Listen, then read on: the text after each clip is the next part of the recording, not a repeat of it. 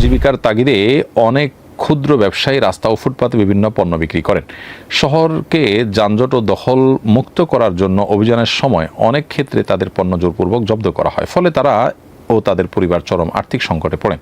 শরীয়তের দৃষ্টিতে রাস্তা ও ফুটপাতে দখলের অপরাধে ক্ষুদ্র ব্যবসায়ীদের পণ্য এভাবে জব্দ করে নেওয়া কতটা বৈধ? উত্তর হলো যে অনুমোদন ছাড়া আসলে রাস্তাঘাটে এভাবে দখল করে সেখানে ফুটপাতে দোকানপাট করা এটা জায়েজ নয়।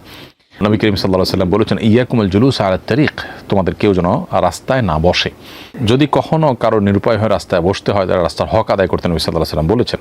এখন রাস্তায় বসার কারণে যদি মানুষের চলাচলে ব্যাঘাত হয় তো সেটা অবশ্যই নিষিদ্ধ।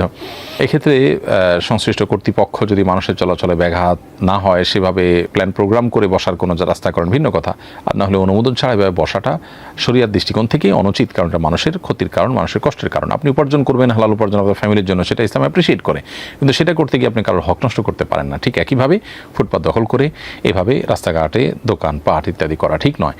আমাদের দেশে অসাধু মানুষজন হয়তো চাঁদা নিয়ে, নানা সুবিধা নিয়ে এ ধরনের জায়গা দোকানপাট করার সুযোগ করে দেয়। যারা দোকানগুলো করেন তারাও জানেন, যারা এই সুযোগ করে দিচ্ছেন তারা নিজেরাও অন্যায় করছেন, তারা ঘুষ নিচ্ছেন এবং চাঁদা নিচ্ছেন। ফলে আপনি একটি হালাল উপার্জনের জন্য অনেকগুলো গুনাহে আপনি লিপ্ত হচ্ছেন, মানুষের অধিকার নষ্ট করছেন, অপরদিকে ঘুষ দিচ্ছেন, অন্যায় সমাজে এস্টাবলিশ করতে সহযোগিতা করছেন। এর বিপরীতে আপনার অনেক হালাল উপার্জনের পথ খোলা আছে, হয়তো 2 টাকা কম উপার্জন হবে। সেজন্য সেদিকে আমাদের যাওয়ার চেষ্টা করা উচিত।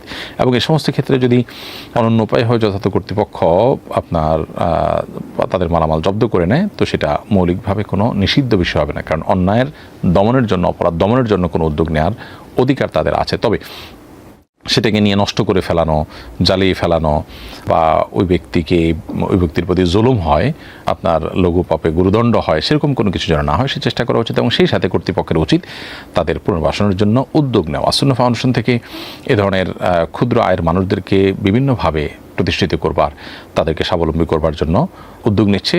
সরকারিভাবে আরও বিভিন্ন প্রতিষ্ঠান থেকে এই ধরনের উদ্যোগ যদি নেওয়া হয়, আমার বিশ্বাস ফুটপাতের এই সমস্যাগুলো অনেকখানি দূর হয়ে যাবে।